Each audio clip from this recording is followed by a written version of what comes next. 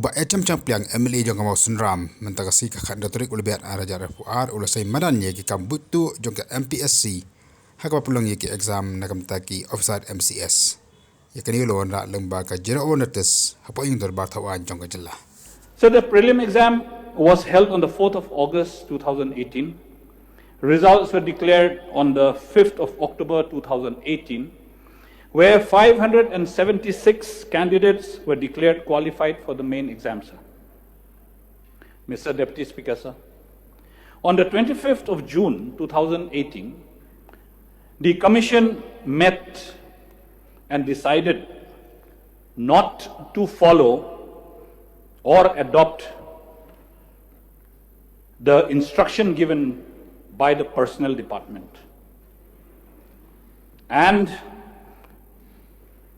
they refused to follow the procedure as per Upsc in the conduct of the preliminary. Of the Mpsc decided that both papers 1 and 2 will be compulsory and that the candidates will have to secure a minimum qualifying marks of 35% in paper 2 only, sir. So the aggregate marks of both paper 1 and 2 would be calculated and considered for the purpose of cut-off marks.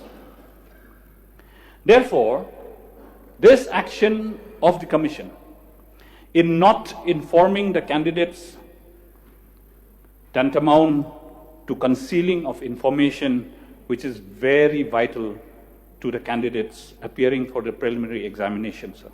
Even though the decision was made on the 25th of June 2018, which is much before the date fixed for the prelim exam on the 4th of August 2018, sir. So this change of syllabus was made available by the Personnel Department, was decided by the Commission without the approval of the government, sir. So the whole syllabus was completely changed. And the Commission did not even inform the government nor got their approval, sir. The candidates were not aware of the changes made and naturally have accepted paper 2 as the qualifying paper, sir. Thus, the Mpsc has misled all the candidates, sir. Mr. Deputy Speaker, sir, it is even more astonishing that the Mpsc had kept different cut-off marks. So kindly note this, sir. The Commission had kept cut-offs for the scheduled tribes of our state, sir.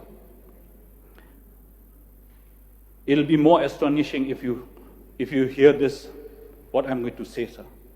So the cut-off marks for the Khasi and the Jyrsieh was kept at 208 marks. And the cut-off marks for the Garos was kept at 188 marks.